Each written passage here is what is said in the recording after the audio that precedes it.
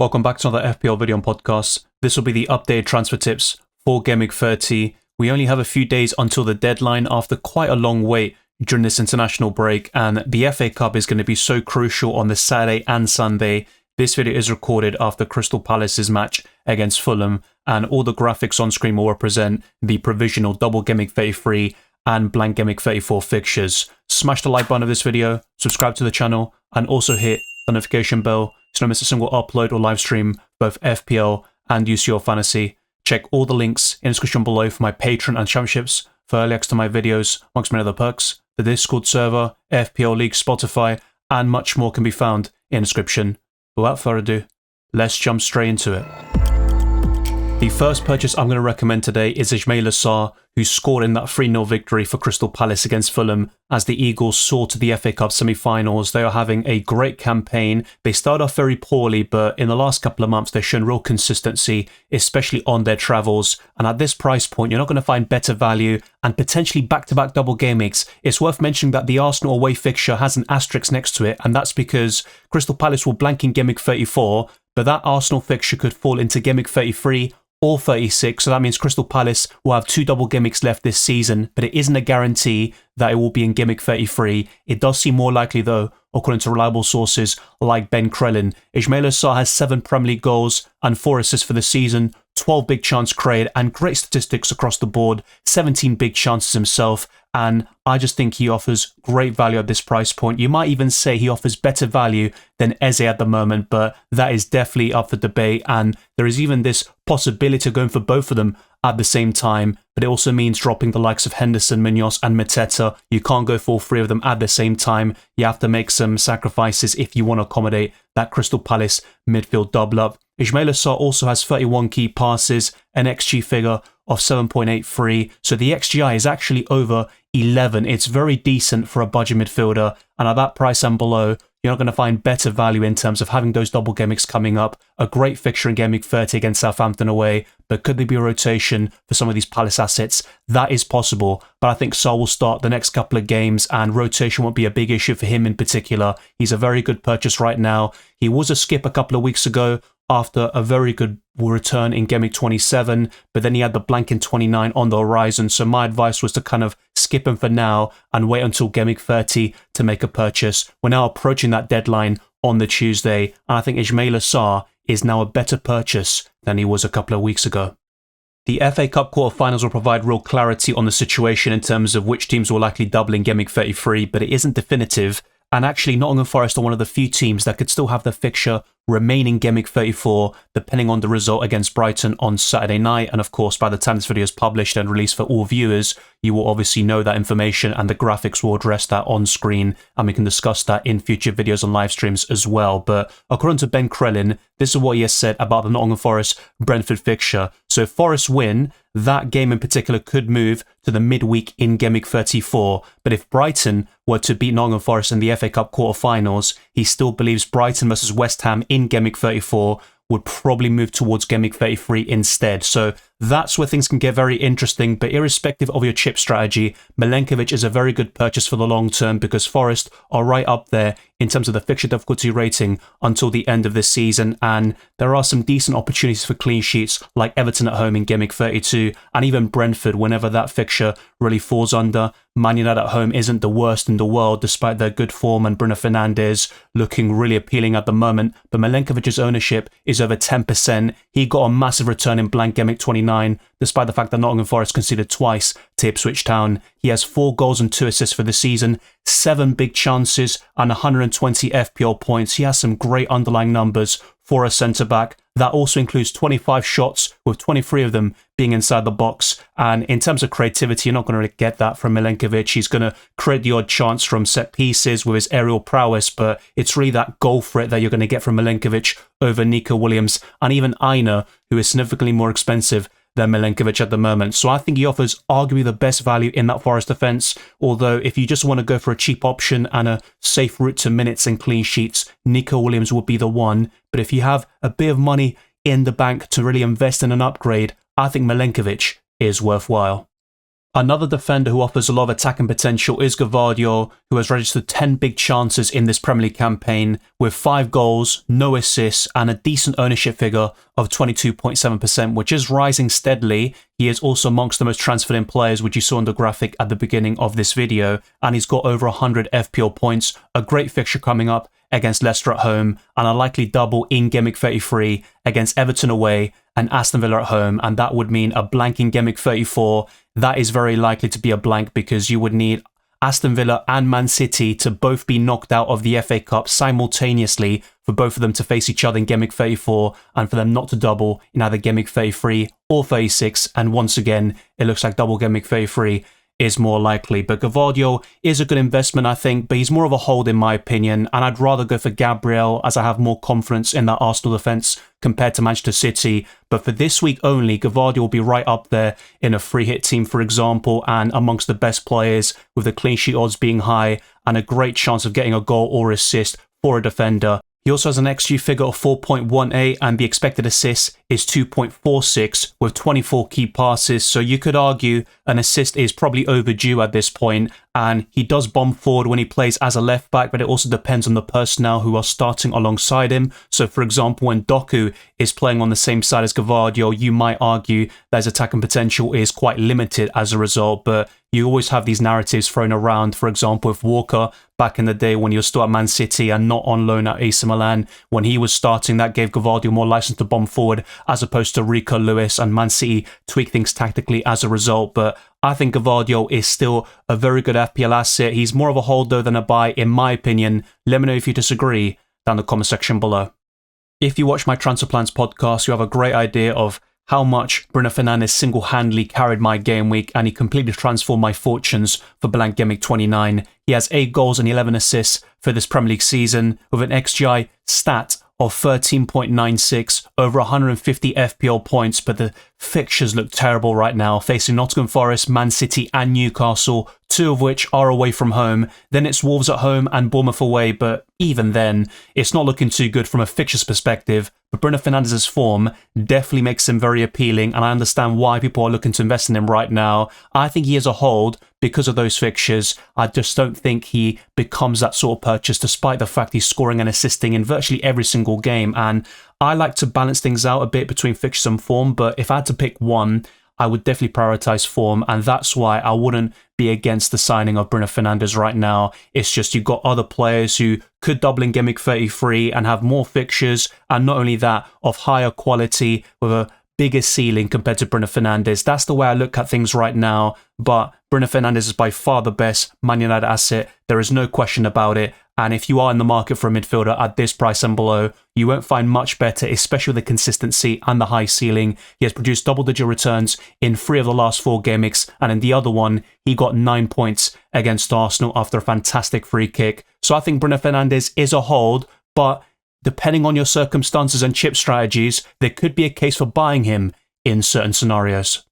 Antoine Semenyo has been booked in 3 consecutive Premier League matches, which means he's now on 9 bookings for the season, 1 more before Bournemouth have played their 32nd league game, and he will serve a 2-game suspension, so that's something to definitely watch out for. But I wouldn't be selling him before he faces Ipswich Town at home. If he gets that booking, and going into Gameweek 31 and 32 he is suspended, then he becomes a very easy sell. But for now, I'd be holding on to him, and he's not an investment right now whatsoever because of that suspension risk and the inconsistencies in recent weeks. He has 7 goals and 5 assists, over 100 shots for the Premier League season, which is insane for a budget midfielder. Unfortunately, a lot of them are from distance and they're kind of low XG efforts, so they're not really going to be threatening on most occasions. And he has 111 FPL points with an XG stat of 8.04, an expected assist figure of 3.52, 16 big chances and 10 big chance created, but sometimes Semenyo lacks that finesse and composure when in front of goal, and his shot power is obviously very impressive, but sometimes he does rely on it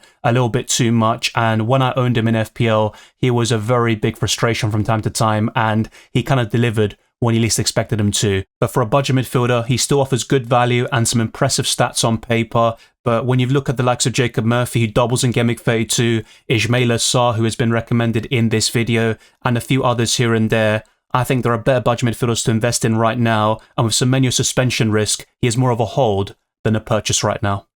Chris Wood is the third most transferred out player for a reason this game week, and he was ruled out of the FA Cup quarterfinals against Brighton, and Nuno Espirito Santo said the following several days ago: "Scan today, we are still waiting. He has been to a specialist for a scan. We will wait on the information and see. He will not be available for this game. He felt pain in his hip, so we have to wait," which is a big shame. He scored a hat-trick for New Zealand during this international break, and I talked about holding him only a couple of days ago, but based on this recent update and the information we have up until this point, I think he's more of a sell than a hold or a buy right now, and you could move him on to the likes of Alexander Isak if you don't have him already, and Jean-Philippe Mateta only costs 0.2 million more than Chris Wood right now, and I'm looking at making a very similar upgrade, which I'll talk about in my team selection, either with a wildcard chip or using transfers / -4 and -8 hits. So a lot is definitely up in the air for my own team situation. I have multiple yellow flags, some of which have been cleared in recent days and others have been added. But Chris Wood is very close. You could definitely argue he's worth holding on to, having him on the bench and then reassessing in the coming game weeks. But right now, he looks like more of a sell than anything else. Pedro Porro was one of the best defenders in FPL last season, mainly due to assists and the bonus points, but due to the changes in the BPS this season, we have seen a drop-off in assets like Pedro Porro who aren't really getting enough returns or offering those underlying stats to give you guarantees and confidence of him doing really well in FPL. He has 44 key passes, which is decent for a wing-back, 93 FPL points, 5 FPL assists, but 2 goals. His ownership figure is 19.3%, and fixtures like Southampton at home would make him worth keeping for the next 2 game weeks, but long term, I just think Porro is a sell. I don't back Spurs defensively at all. They're languishing in mid-table, and he has sometimes been benched. That's happened a lot recently, especially with the Europa League being prioritised by Tottenham Hotspur. So I think he is worth selling, but perhaps the best time to do it would be Gameweek 32. I know it's Wolves away, which is marked green on the fixture difficulty rating, but Matheus Cunha will be back by then, and that 5-game suspension will be served, and I think Cunha could do really well against Tottenham, and even with Strand Larsen and the other assets they have, I think they can cause Tottenham all sorts of problems. So Pedro Porro is a sell, but you could argue the best time to do it would be in Gameweek 32.